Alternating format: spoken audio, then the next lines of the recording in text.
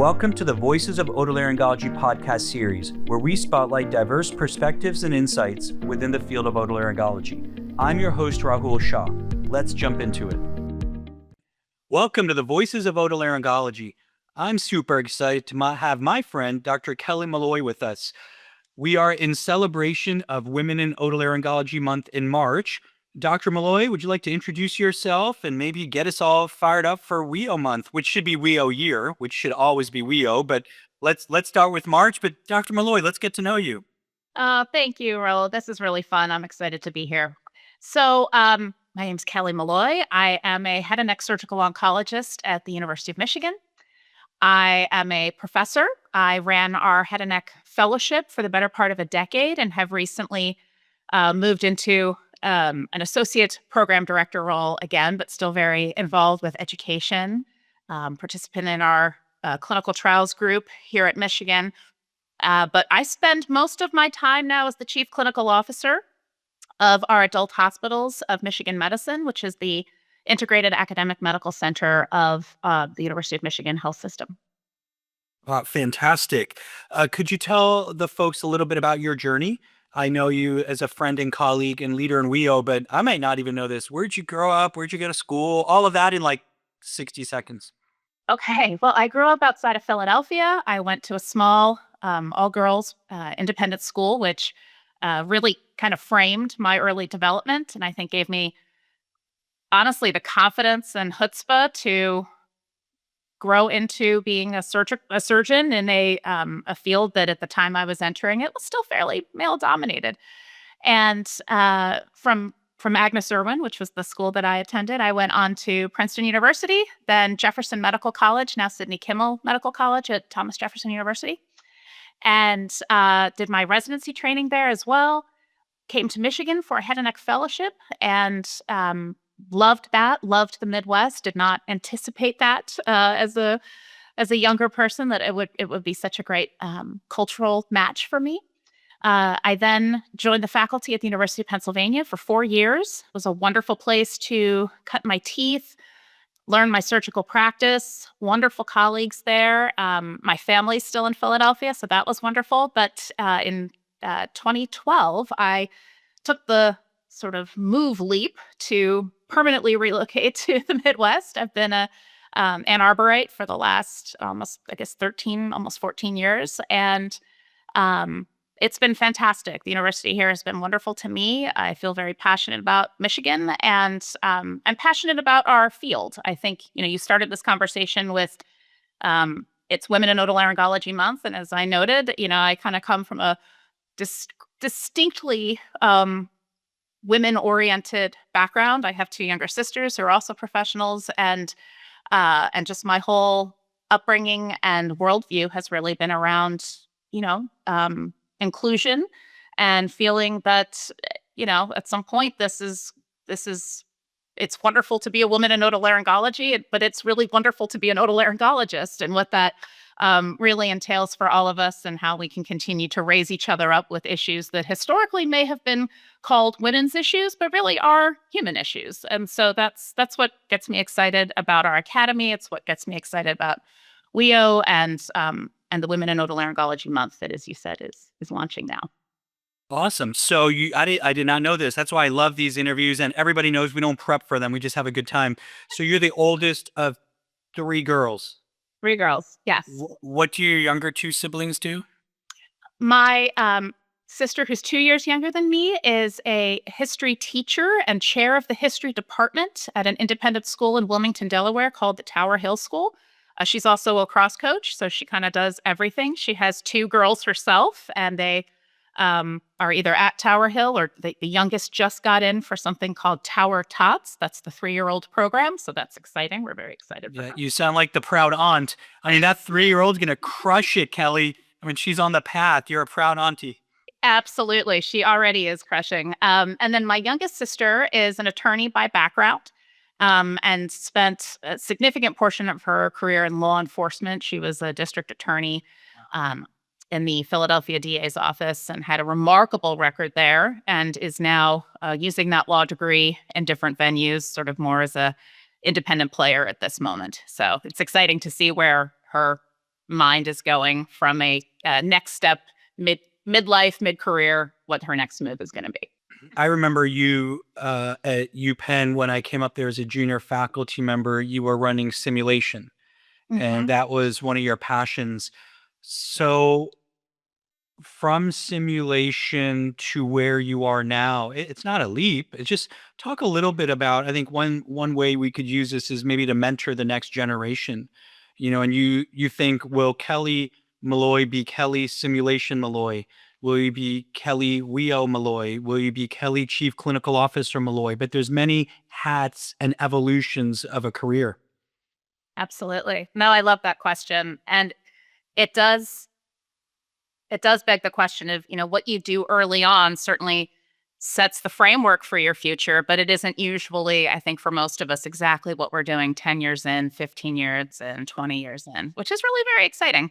But you're right. I don't think at the outset of my career I had any of this really on my radar. My goals as a young surgeon were really to be the best surgeon I possibly could be, best clinician, a great contributor to research. And my niche, really, I wanted to be around education and education research. So that is where I launched at Penn and then brought a lot of that simulation scholarship to Michigan. And then through the work with wonderful research collaborators and friends, Sonia Malexide, Ellen Deutsch, really brought that early skills curriculum, now lovingly known as boot camps, that model to not only the Northeast, but eventually throughout the country, because of wonderful colleagues like yourself who showed up and helped us out with these courses, contributed to them, helped us modify the curriculum, um, and then deploy it in their own regions, whether, all over the country, the West, the Midwest, the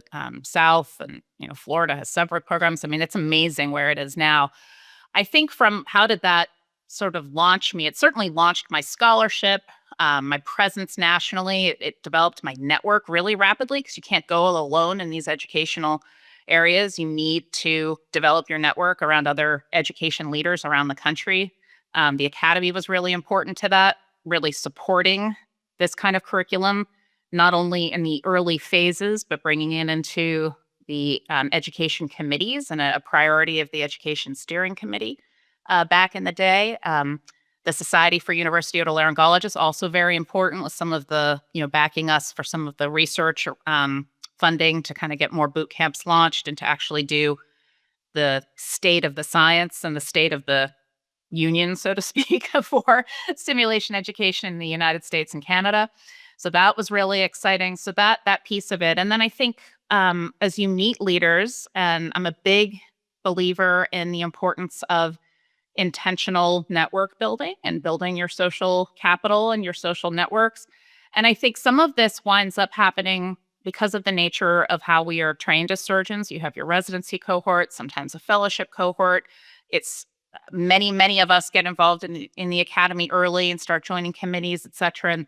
But it's not always so deliberate. It's what we do because we're excited and we want to participate. We're great volunteers. But I think as time went by, I gravitated towards, particularly within the simulation community, locally. Well, this is how we are training to better safety, better quality, better outcomes for our patients. Um, and to deliver that in more interdisciplinary and multidisciplinary venues, you start working on units, you start working in clinics. And that led to more opportunities that, as I was doing some of that work, well, gosh, you'd be a great medical director of one of our units. And so I actually became the medical director of the otolaryngology unit that we admitted to at Penn. When I was recruited to Michigan, they were deploying the same University of Pennsylvania model in Michigan. So that job was offered as an opportunity for me to apply to. So I came in as the medical director of our unit at Michigan. I did that for a number of years. And then again, you're sort of deploying the same skills. How do we upskill each other? What is the curriculum? How do we focus on quality and safety, access for our patients, patient experience? All of these things sort of built on top of each other in a way that doesn't exactly look linear, but really made sense in my career. And so from there, a couple reorganizations later, there were other opportunities. I became, probably about 8 years ago now, I became the Associate Chief Clinical Officer for Surgical Services, which gave me the opportunity. I then had all of the medical directors that support surgical services, from ICU directors, general care, and our largest OR suites were reporting to me. That allowed me the next level of skill and starting to integrate those important services, how we deliver surgical and procedural care to patients, how we interact with our ambulatory partners, how we work across an expanding statewide network, bringing patients in on transfers. This brought me through the pandemic and all of those um, disruptive changes, but lots of learning. We did things, obviously we shut down our ORs. We started running them at a low level, but for time sensitive care very quickly.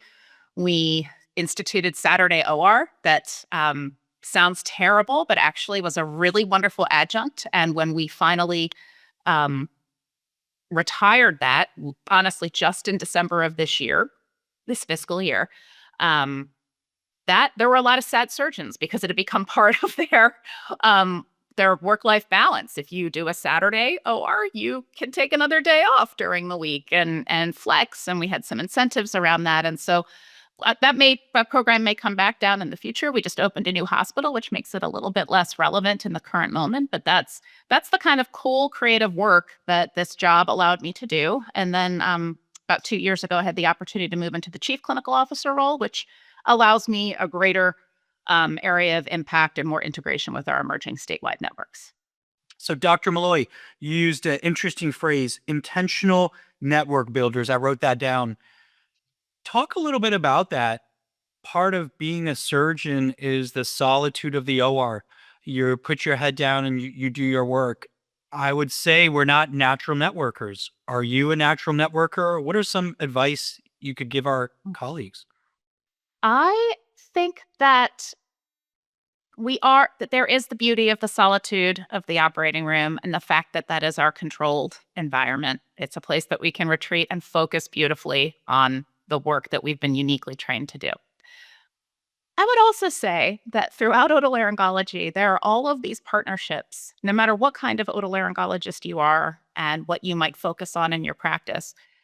There are all these relationships with others that already intervene in that operating room. We do cases with a myriad of other surgical disciplines. We interact with a myriad of anesthesia providers and nursing and technologist colleagues. And so even there, building relationships just to get your OR working, is actually ingrained in us. Um, and so I think to leverage that more broadly, I think there's what you're interested in beyond the operating room or to enhance your practice, right? And think about all the things at the academy level. And when you make that first volunteer move for a committee that you're interested in, it's not just to serve the academy and um, I'm sure it's also to meet other people with like interests who are further along in their career or might have something in their research portfolio or their practice portfolio that you are interested in. And it may seem very self serving, and that's appropriate and it's okay. So, that is part of, as you're selecting the ways in which you volunteer, what are you personally looking to benefit from it? And I think that's how you start to think about filling in the gaps of, wow, I have a lot of support in my clinical career. I need more support in my research career. I need more support in my academy, in my academy network. And so how do I branch out into something that I don't know that much about, that I'll learn from and that I will make more connections, say a board of governors committee. So things like that, I think really it has to be aligned with your interests, but I would encourage people to also think about how they want to grow at different parts of their career. I love that. Love that phrase. What was your major at Princeton, your undergrad major? I majored in history. I knew it because you use words like myriad twice. That's like my favorite word. And people always criticize me because not a lot of people use myriad, but you used it twice. And I'm a Boston guy, and some would say I want to be wicked smart. So I was able to kind of just jump all over that.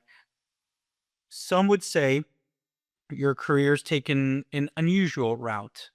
Um, And you can frame that how I want, and you can define usual how you think I'm interpreting it. Warren Buffett's right-hand partner, Charlie Munger, used to give a great quote, or gave a great quote: average decisions yield average results. So think about your career with that. You've had leaps, you've done different paths, you've raised your hand to be medical director, you raised your hand to take on a WEO endowment and transformed it. Talk a little bit about perhaps taking an unusual route, or when you advise people, sometimes the safe average decision will only get you so far. Well, I think one of those things that leaps to mind when you say that, the unusualness of my career, I think a big leap that I took really was to double down on this career of physician executive leadership. And that doubling down really happened when I decided in my late 40s to go back to school. And a full time, it was an executive MBA program. And not all physician executives are going to do that. Plenty of them are going to tell you that, you learn most of this on the job. You can do this without the formal education. And for me to make the decision, because it's not as though you slow down clinically or you slow down on your executive work, you just add on. And so for me to say, I'm going to take this on for the next 2 years and I'm going to do it, I'm going to do it well. And I think that really was, it was such an investment of time, energy, my talents, that one, that was a big pivot for me. And it has paid dividends. I think for anyone considering that kind of leap, um, I think that that's an important thing to be brave to do if you really think that is going to enhance how you think, how you work, and that it'll go beyond just getting you the next position. I think that's the important thing. Really be in it because you want to do it and you're craving the learning. So I think that that was a big leap. Let me interrupt you there, because we'll go back, but I want to talk about the MBA. I did my MBA as well, and I can't do the math how old I was. You were, hold on. I was late 30s, early 40s. You were the same. Yeah, something like that. I was actually like 47 when I started. Okay. So All right. So I was probably 39 or something. We do something at our dinner table. Maybe you can take this to your 3-year-old niece because she's obviously a superstar. We call it high-low buffalo. The high, the love low. that. Oh, you I do? love Fine. Let's high-low not even buffalo. describe it to people. Let them figure it out. All right, let's do high-low buffalo. All right, my daughter taught me this and she's 20. So her and your 3-year-old niece would get along great. So for my MBA, the high, the high was just learning. I didn't know what force majeure meant. I didn't know what receivables meant. I didn't know supply chain. I just loved the learning. I did what you did, 2 years. The low point, I don't know if you could relate to this. I had an exam on a Friday and it was online. Back then, online exams weren't too popular. So the interface wasn't as great in the late 2010s. And put our kiddos to sleep. The exam ran from 9 to 11. It was an accounting exam. So I started at 9:30. I got tired and I put my head down and then I fell asleep till like 10:40. So I had to bust through the exam. And then the Buffalo, even to this day, I'll bump into someone from a class. Oh, didn't we take this class together? So those are my high-low buffalo, the MBA. How about Dr. Malloy's high-low buffalo? And make it proud so your niece knows that she did you well. Absolutely. Wonderfully, that 3-year-old already does high-low buffalo at the dinner table. That's who I learned it from. So wonderful technique.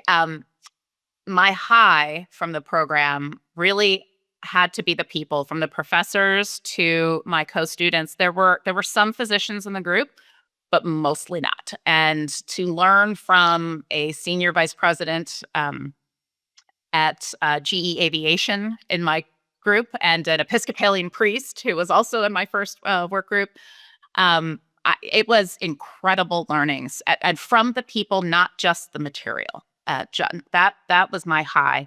My low, I agree. You name the exam. I think it's probably a tie between, weirdly, for all the statistics that we get in medicine, the business statistics exam darn near brought me to my knees.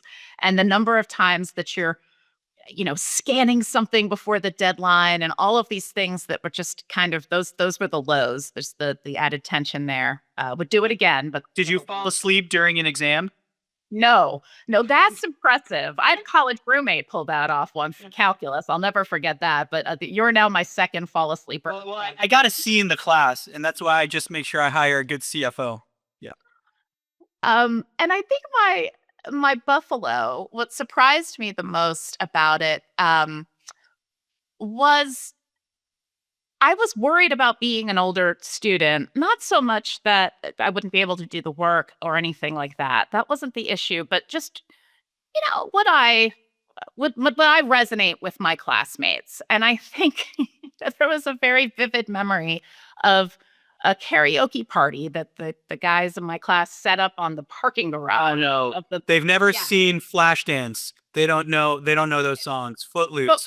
we had it was very cute. They do know Madonna, and so we did like a Madonna thing, and those were the things that it was just the social integration of even the older students was really it was so surprising in a lovely, lovely way. I always went to bed earlier, but but I was there for at least a few rounds of karaoke. Yeah, I was with a different generation. I said, "Oh, did you see Top Gun?" And then they mentioned the modern Top Gun. I said, "No, no, no, Tom Cruise." And they said, "Oh my God, there's a first one." So yeah, there we go. So Dr. Malloy, did you wake up and say one day when I grow up, I'm going to be a chief clinical officer? Did did you go out and seek that at Michigan? How are you in the right place at the right time, or was it opportunistic? Give us some give advice to folks that are out there that want to grow up and be like you. It's a great question.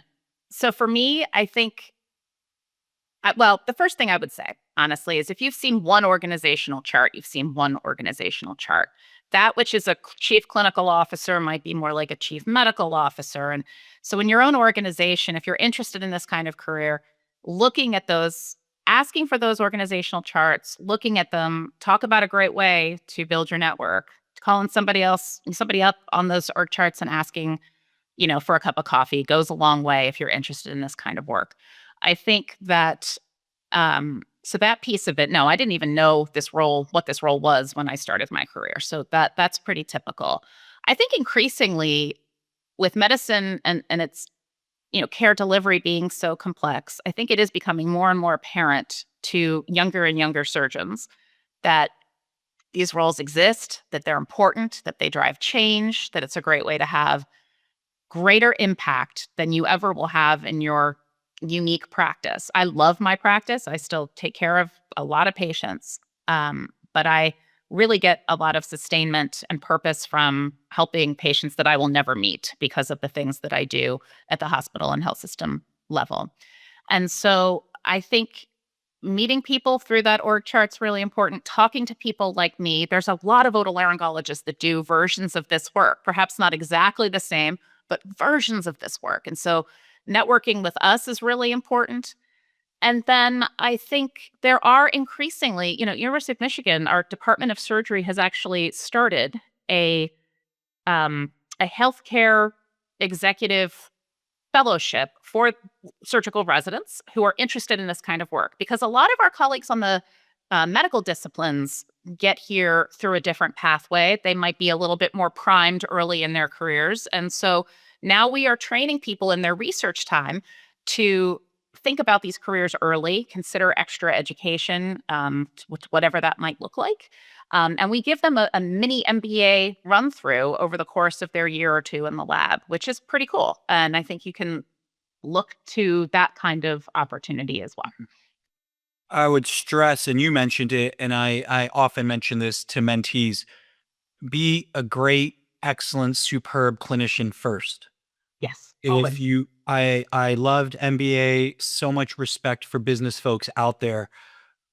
Please just be a great doctor first and everything will come forward. I'm sure you hear sometimes med students, trainees want to put the cart in front of the horse. Yeah. And I think of the horse as great clinician. I don't know if you have feedback on that, but I see it a lot. I 100% agree. And I think particularly when you start your practice, your training years are behind you, focus on your clinical career for the first at minimum 2 years, but 3, 4, and 5. There is so much learning and honing of those skills that they'll never be completely rote, but you will be so much more comfortable and your brain space will open a few years down the line for these other opportunities and make you much better equipped to do that, and to balance it, because you won't want to give up your clinical career, and you don't need to, I think, is the other thing. Being a clinician is your superpower, and a lot of these conversations with your peers in the health system or across, anywhere that you're going to be interacting with, folks in finance and accounting and strategy and all of those domains. Being a clinician and knowing that work and being able to advocate for your peers on that is your superpower. So that piece of it, you don't ever want to give it up, but you want to hone it early because you never get those years back. Let me give you a leading question. I have an answer, but I'd love to hear yours. So try to answer this affirmatively. Are otolaryngologists uniquely trained, situated, learned to be administrators? Are otolaryngologists uniquely suited to be chief clinical officers, chief medical officers, surgeons in chief, president of medical staff, deans? I think they are. I'd love for you to answer affirmatively and build the case, inspire the next generation of leaders. It's a wonderful question. I think they are too, because we have a lot of evidence around the country. We have a lot of evidence in medical school leadership, university leadership, obviously health system leadership, medical group leadership. The data is out there. Why? I think I'm still trying to figure that out. But I do think that some of it is probably rooted in the fact that we have practices that by their very nature are well distributed across lots of areas of medicine, and we have to balance that. Ambulatory practices, surgical practices that require inpatient venues, outpatient venues. So our brains really have to work and shift in ways to, our high throughput days where you really are trying to move volume across this is going to sound businessy, but this is the point, over a high cost, fixed cost environment. The more volume you get through, the better off you are, right? Those costs aren't going away, so just do more volume. Two, how are you strategic around, shortening the length of stay for that very complicated surgical patient who's going to need an inpatient stay? So I think we're naturally attuned to this, even if we aren't always conscious of it in our daily work. So I think part of that is where the launching comes from. I think we're also a very curious bunch, and I think that leads us to ask ourselves a lot of important questions about improvement. And that also leads us down these paths of, how am I going to improve things in the medical school? How am I going to improve things in my department? How am I going to improve things in my hospital or clinic? That too feeds some of that. But I'm super excited to hear your answer, because I think you're probably further along than I am. No, I agree completely with you. I thought this was a self-serving circular discussion because I agree with you. I think we see patients from newborn to geriatric. You nailed it with the practice setting: rehab, inpatient, outpatient, ambulatory, office. I loved your point earlier, and I will steal it, but always give you credit. Intentional network builders. By definition, we're collaborators. We know how to reach consensus. You know how to get pulmonary, GI, otolaryngology in a room. When you have multidisciplinary tumor conference, you know how to problem solve. And with the patient, the goal is crystal clear. As a leader, you have to define that goal. I also know we're wicked smart, right? We're taking from the top of the cream. You're taking some of the best and brightest. So I think that's why we're situated. As we wrap up, I want to spend some time on women in otolaryngology. This is WEO month in March. You're a leader, but I'm going to coin a new acronym. You ready for this, Dr. Malloy? I'm ready. All right, I'm a SWEO. Do you know what a SWEO is? It's a No, but supporter of women in otolaryngology. All right. Can you take that to your exec board and maybe, we could just think about that. So big fan of the work. I actually remember walking down the hall at the inaugural WEO meeting, walking down the hall, turning my head to the left, said, wow, that's really interesting. And now look what it was. I was blown away last year in Indianapolis, massive hall. And Dr. Durr is your section chairwoman. But what I want to talk about was your presentation. And I don't want you to get into numbers. I'd rather you not, but you celebrated the tremendous endowment fundraising of WEO. You've really stewarded that financially. Talk a little bit about that. Was it your MBA that helped you? And you have that ability, and just talk a little bit about that.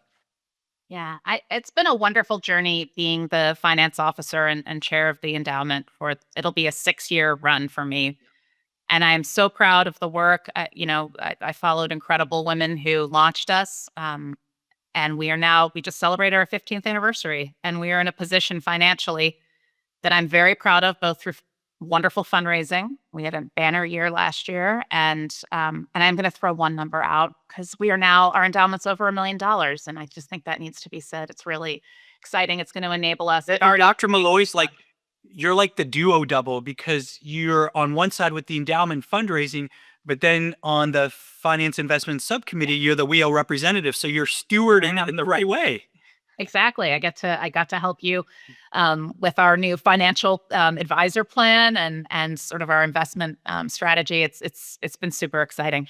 I think what's exciting for me about this is that it really is enabling the great work. We're working on a strategic plan, the first one the section has had, and since its inception, and so that'll be work this spring that is funded by the endowment. We now have a budget that this is where the MBA does kick in.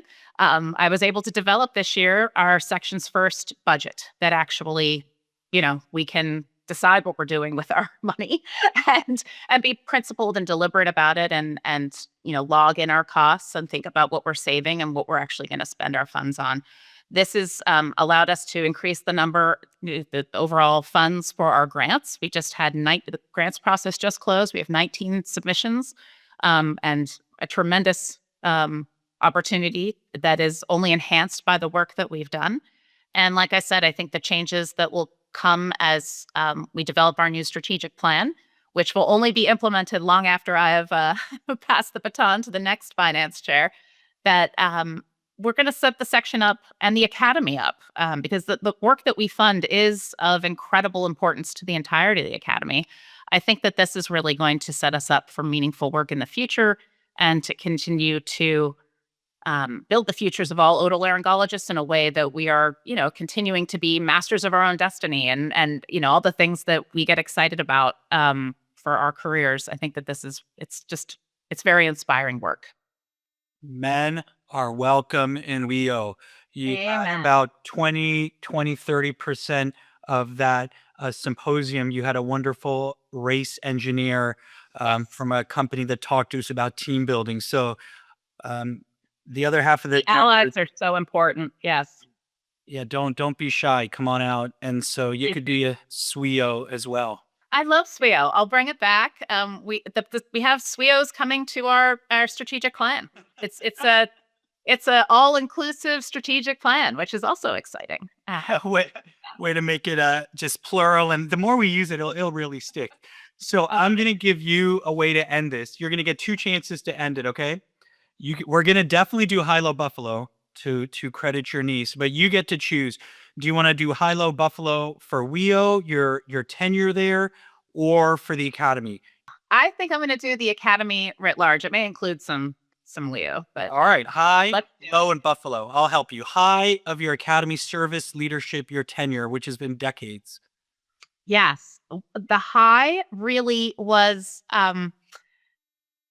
really bringing simulation into the academy footprint in a way that is so accepted and assumed now. But this was something that was so many years in the making. And I think the first full academy meeting that we had when it really was completely integrated, which honestly felt really like Philadelphia was where we really landed that plane. There were many years ahead where we were bringing simulation into the meeting.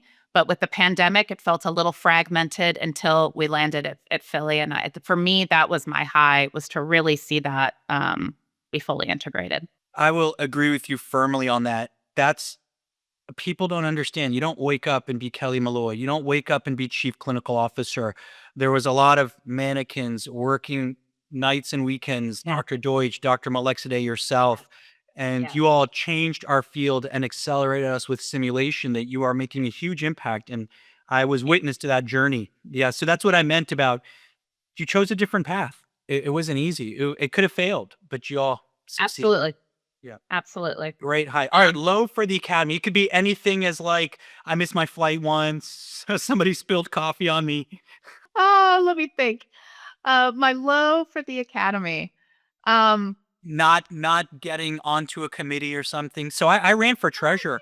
I ran for treasurer in 2014. I lost, and that's okay. That happens. that is okay. That's actually exactly what I was about to come up with. I ran for a seat on the nominating committee a couple of years ago, and it did not work out. And I'm such a positive person that it took me a minute. Thank you for the prompting to even come up with it as a low. But there was a moment of, oh, you know, bummer, but you got to pick yourself back up, because I think that also gets to how you get into, along your career, no matter what you choose to do. But certainly if you're going to go into leadership, you are going to have plenty of disappointments and plenty of failures, and having a growth mindset and some resiliency around that is something that is not easy to do, but you can build that muscle. And so I think that's, you got to be out there, you got to try, and you're going to lose. Oh, I also did not get the annual meeting program coordinator position, and that one too. That I thought, oh, what a bummer. That would have been I also so fun. let's just commiserate together. I didn't get the research quality coordinator role in 2012. See, like, look at this. We just keep putting ourselves out there. Put your hat in the ring. Be deliberate about it. Talk to people. Build the network. Get some feedback. Keep moving.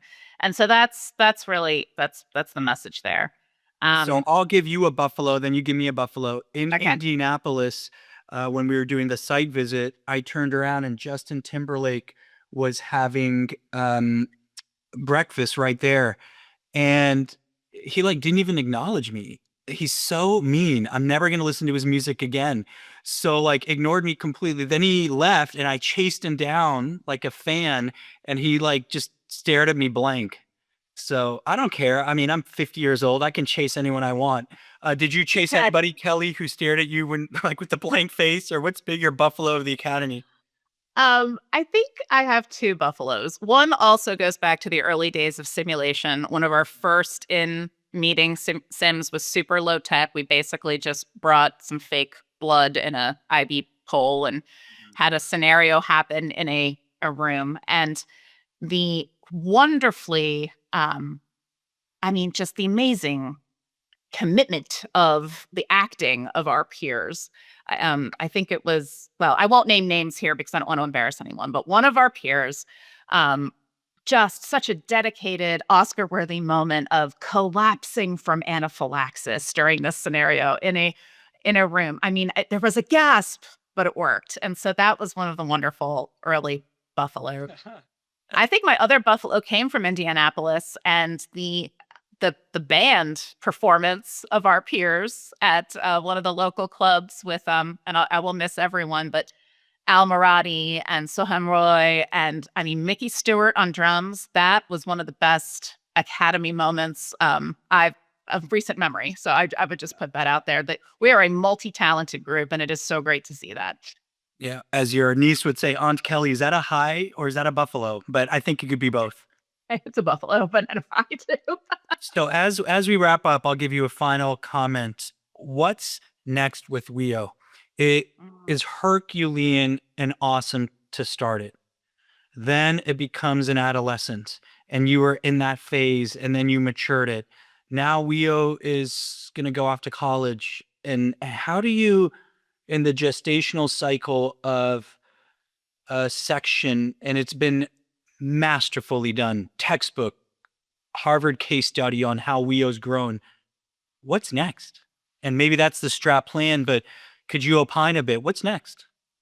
Yeah. I mean, I think that WEO has really developed into a mature organization.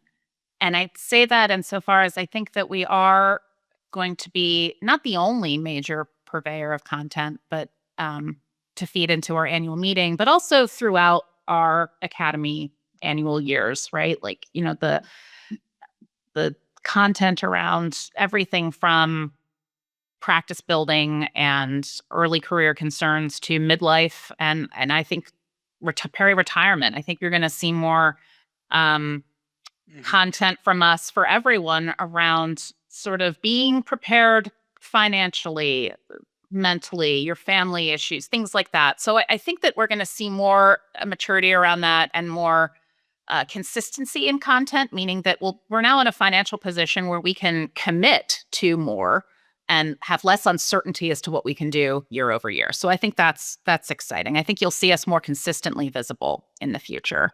I think one of the things that you will see WEO doing in the future is tackling some of the thornier issues alongside the entire academy around workforce. I think there's a lot in workforce. It isn't just about the gender pay gap, but that needs to be addressed. And that is not entirely WEO's concern, of course. It's not entirely the academy's concern. It is otolaryngology's concern. It is American healthcare's concern.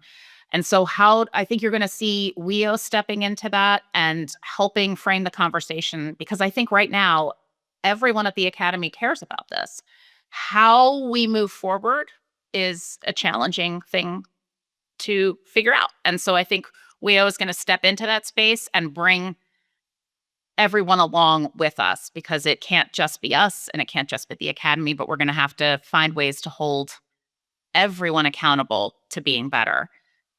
I think that's where we're headed. And I think some of the other thorny workforce issues around just how we're going to practice in the future, I think this is something where you're going to see WEO have a strong collaborative presence in the future. I always love chatting with you. I've known you for 2 decades, and I always keep saying this is the last word. So I'll say something, then you get the last word. All right? You can say anything you want, but can you read my sign? Can you read what it says? SWEO. Yeah. So here, I'm putting it right here. So what you can count on are the SWEOs out there. Supporters of WEO, myself, the academy, the other sections. Together we're stronger. Agree with your initiatives and how the tide should be lifted, and using the collective power of WEO for American healthcare. Amen to that, Kelly. Dr. Malloy, any way you want to end this, it's yours. I would just end it with, this is a great time to be an otolaryngologist. This is a great time to be in medicine. It's hard, but the opportunities are incredible to really change things, shape things. I am thrilled by the folks coming into the field and the folks that are raising their hand for the academy. I would just, ask that everyone continue to push themselves to learn new things. Think about, once you're really honed in on what you're good at and what you love, think about what else you'd like to learn about and volunteer there. I think I'm super positive about the future, and I think it's going to be hard, but it's going to be positive. It's going to be fun. And I think there's no one I'd rather be in this work with than our otolaryngology colleagues. This is a great group, and I think we're poised for success. Thank you, Dr. Malloy, so much for joining us on Voices of Otolaryngology. Thank you. We hope today's episode sparked some fresh ideas. If it resonated with you, please subscribe and share it with friends. Have thoughts or suggestions? Use the feedback form in the show notes. We'd love to hear from you. And don't forget to follow us on social media for highlights, behind-the-scenes content, and updates. Thanks for listening. See you next time.